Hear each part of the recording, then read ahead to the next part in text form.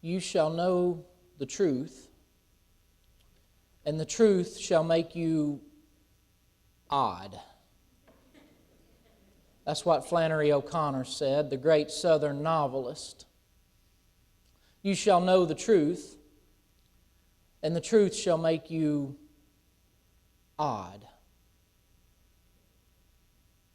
During my first semester of college, I took a class in philosophy.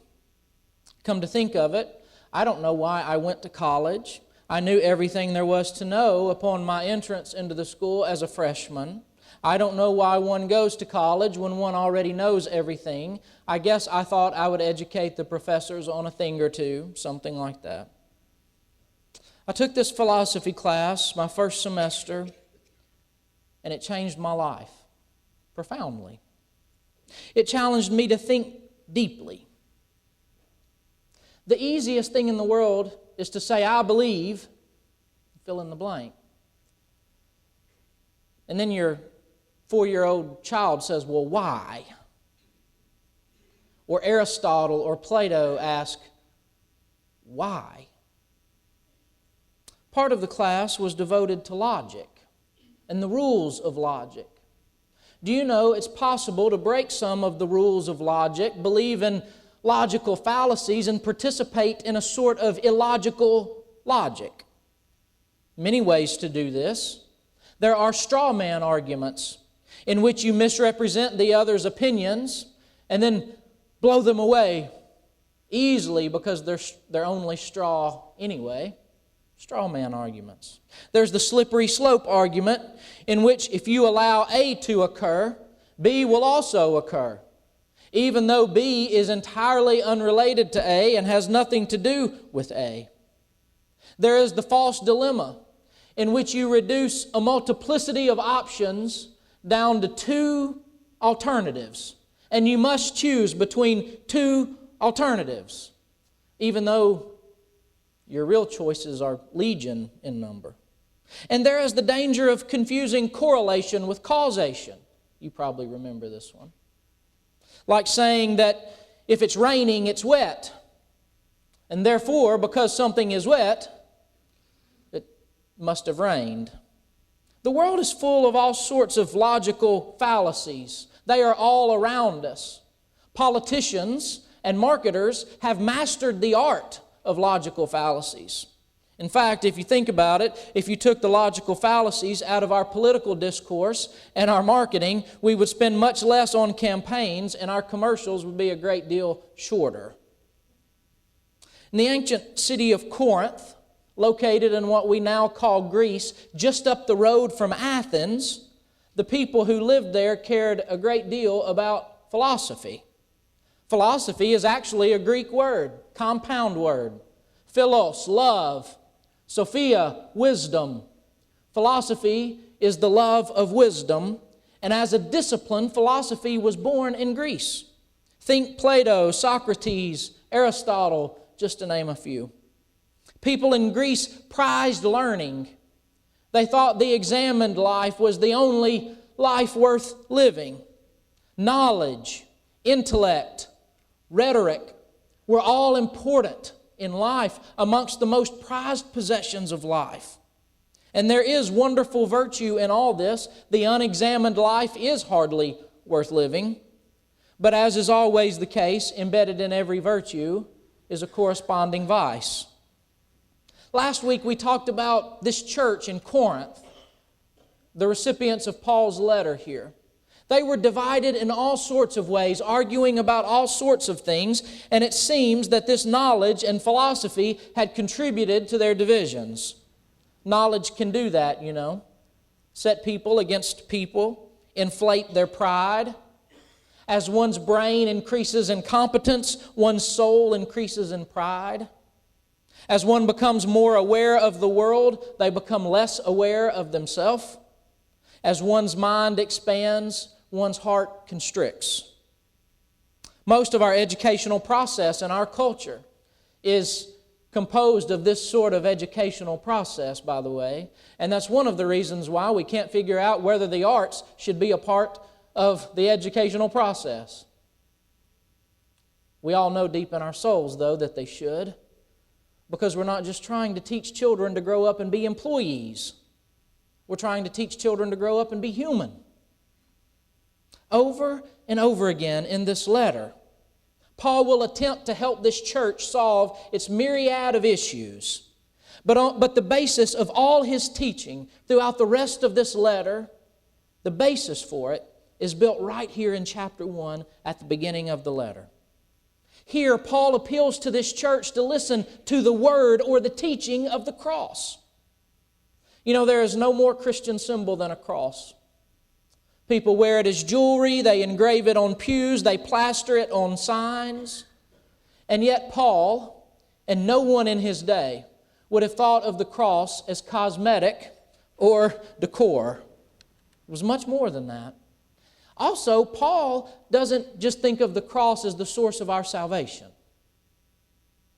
Paul thinks of the cross as the pattern of our lives. The cross isn't just where Jesus' life ended. The cross is where our lives, especially our church lives, begin. And the cross continues to speak wisdom to us. But it's a counterintuitive wisdom, as revolutionary as the man who died on it. Inherent in the cross is a sort of illogical logic. In fact, from any rational point of view, the cross is sheer folly. It's foolishness.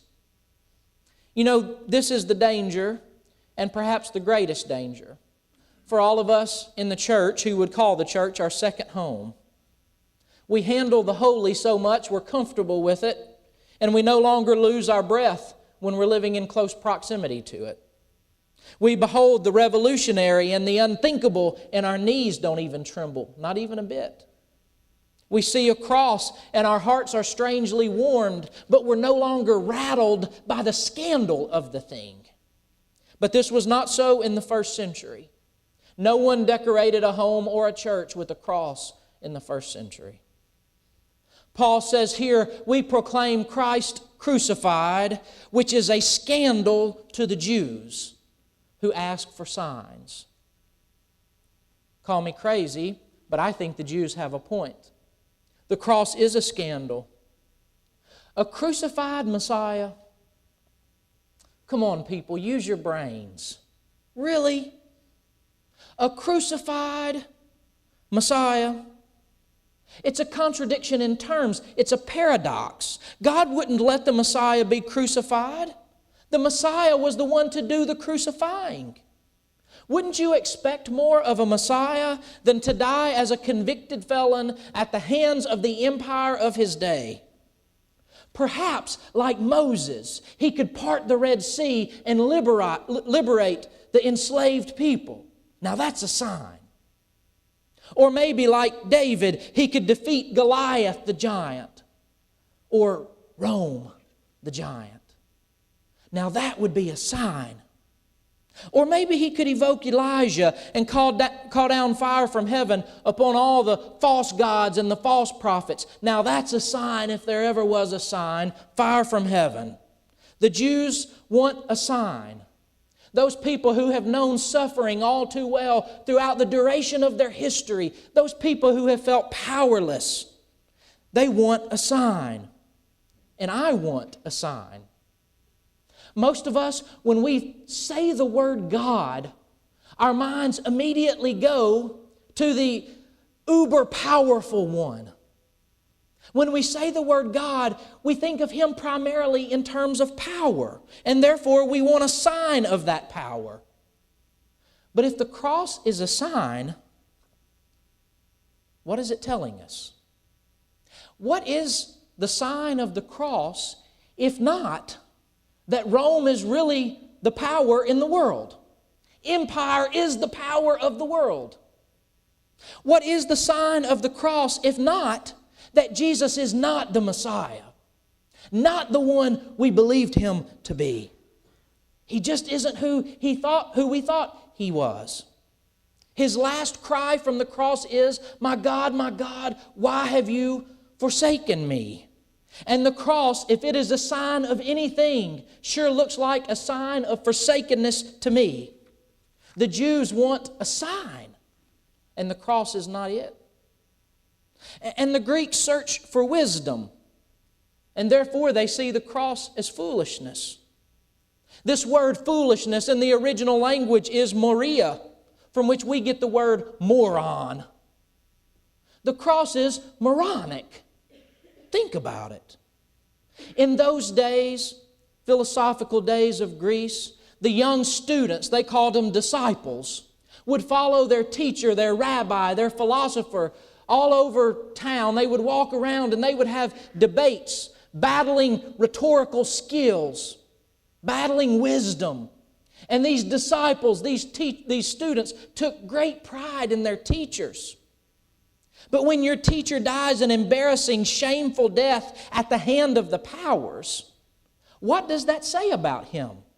His ways, his teaching. How can one be wise if he suffers the ultimate penalty at the hand of Rome?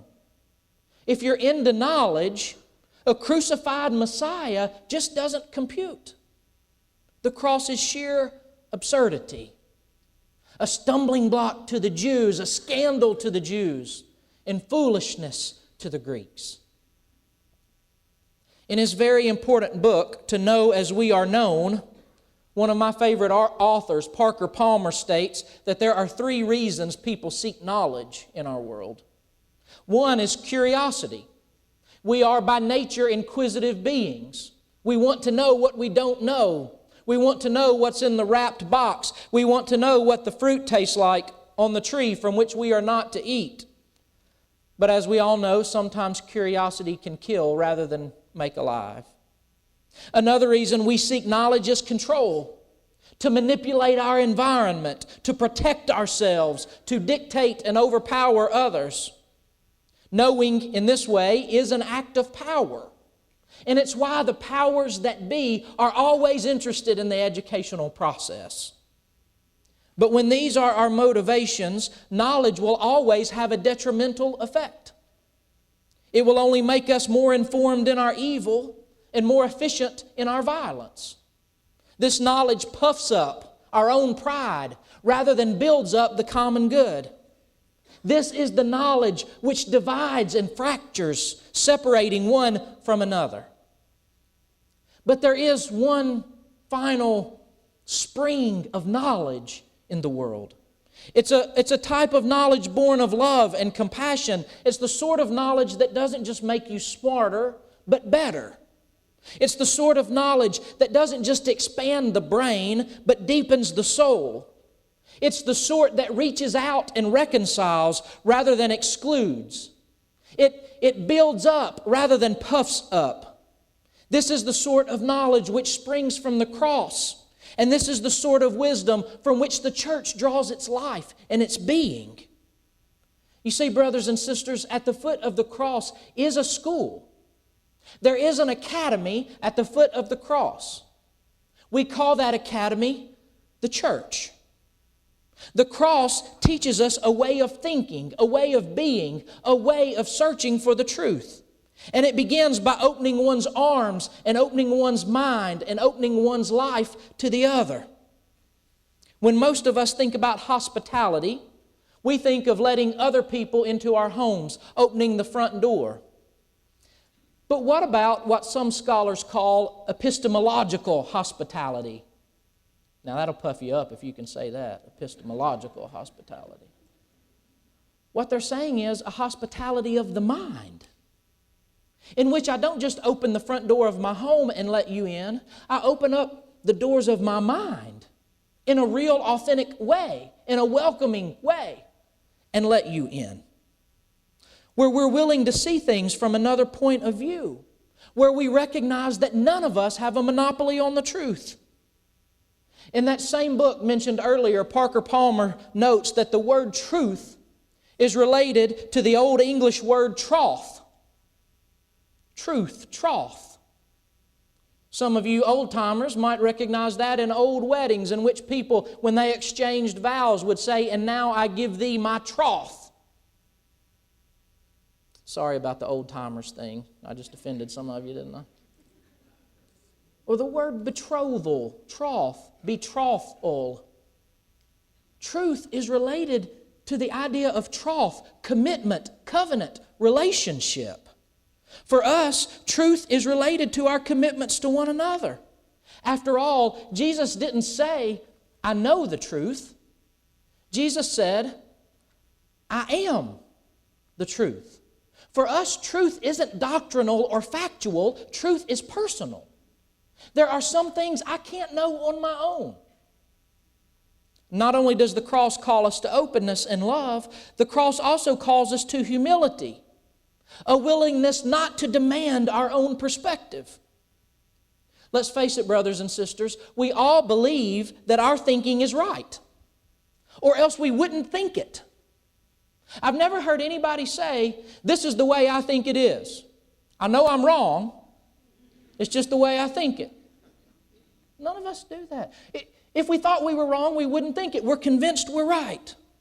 And therefore, we take pride in our views, and it inflates our egos. But think about this.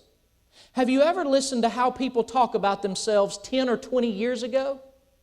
Have you ever thought about the way you talk about your past self? I've done it already in this sermon when I talked about my freshman self in college. Have you ever noticed how we talk about ourselves in the past?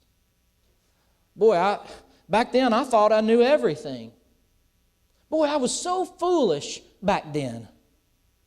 We can see it in ourselves so long ago, but we can't see it in ourselves today. We can see how much we've learned along the way, but we're completely blind to how much we have to learn on our continuing journey together. And therefore, we become cemented in our certainty and suspicious of anything that casts doubt. When it sure seems to me that the way of Jesus calls us to take our doubts seriously, because it's from our doubts that faith is matured, and to be suspicious, if we're suspicious of anything, of our certainty. The wisdom of the cross leads us deeper into humility, so that we do hold our truths dear, but we hold our troughs dearer, our relationships dearer. The wisdom of the cross shows us that love is not an impediment on the journey towards truth, but love is the highest fulfillment of the journey towards truth. The greatest truth is love. Paul says that in this letter, by the way. Faith, hope, and love abide, but the greatest of these is love. Today, we live in a culture where you have your truth and I have mine, and what am I to say to you and what are you to say to me? We live in a culture where we so easily confuse my view of the truth and the truth. But here Paul challenges us, like he challenged them, to see the truth beyond all truth, to live into a reality that has less to do with how we think than it does how we live. It has less to do with our theology than our attitude.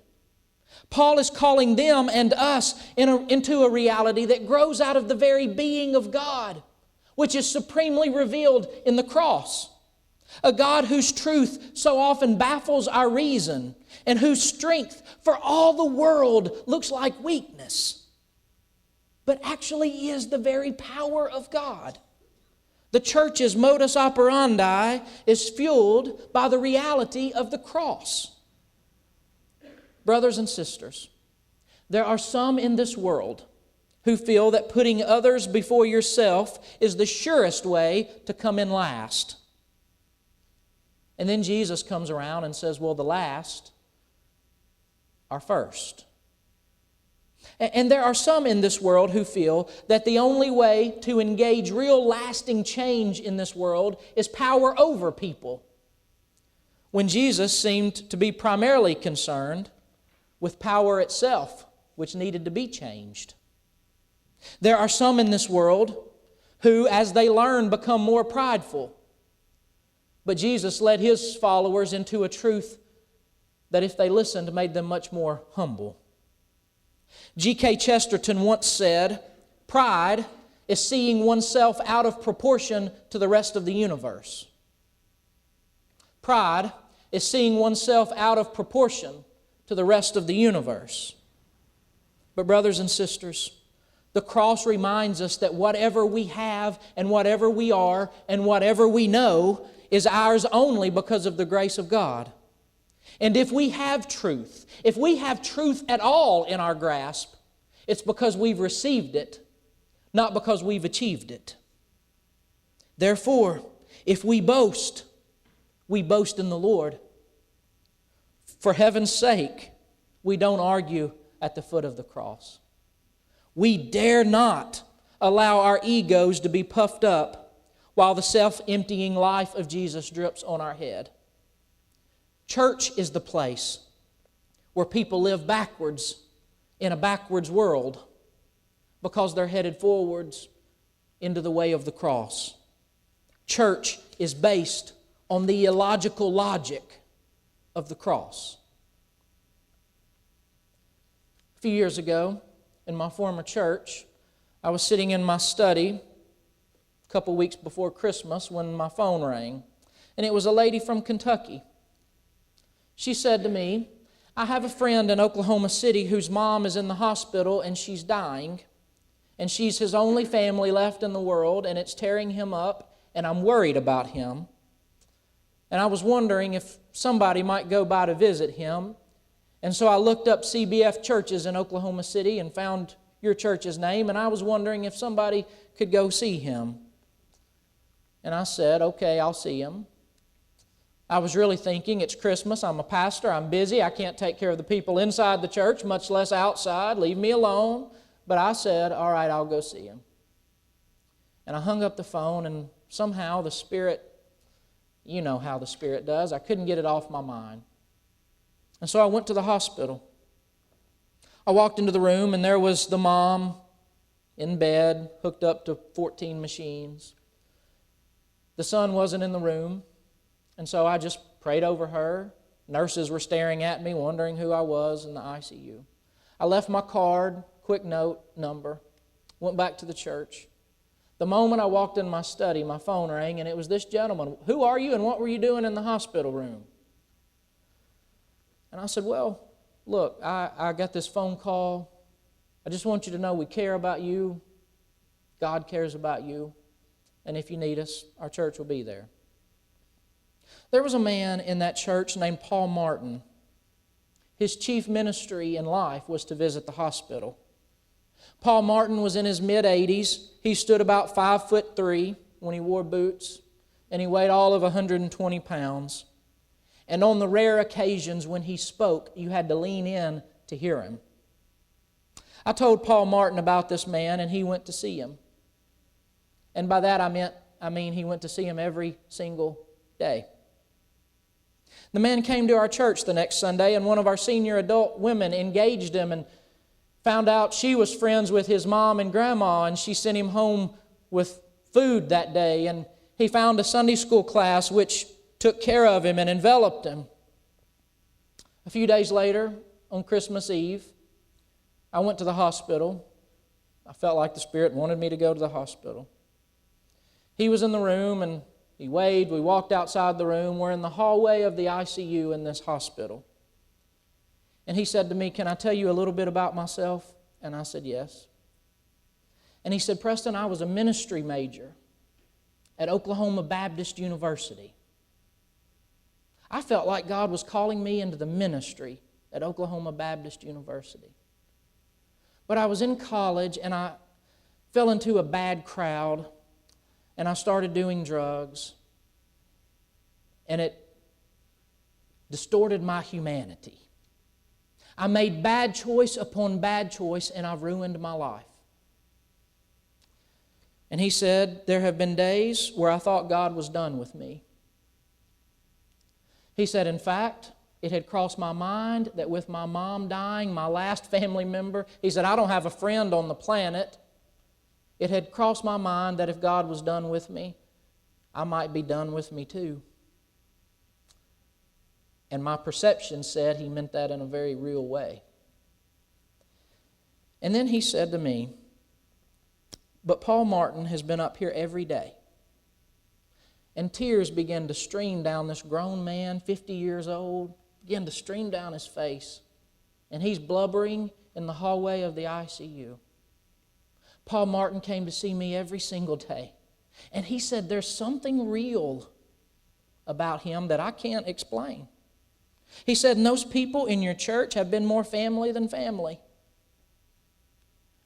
Tears rolled down his face. He bear hugged me, blubbering. The nurses are staring at me. The doctors are staring at me. I'm shrugging like I don't know what to do. And he said to me, I just think that maybe God's not done with me yet.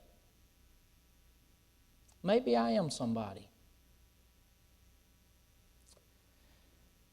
Now, I don't know of one academician or one philosopher who would have learned anything in the hallway that day. The academy would have been unimpressed. No knowledge here. And if you looked at Paul Martin, power is not the word that would come to mind. A lot of words would come to mind. Power, But I could have sworn that day in the hallway of the ICU that there was a truth that you cannot learn from a book or a classroom. And there was a power that cannot be contained in a bomb or the decree of any politician or nation state. I think it was the foolishness of the cross, which is wiser than man's wisdom. And I think it was the weakness of the cross, which is stronger than man's strength. And do you know where he found those things? The wisdom and the power of the cross. Do you know where he found those things? He found them at church. You and I can find them at church too. Church is where we can learn these truths. We can know these truths. And the truth will make us odd. Very odd. Will you pray with me?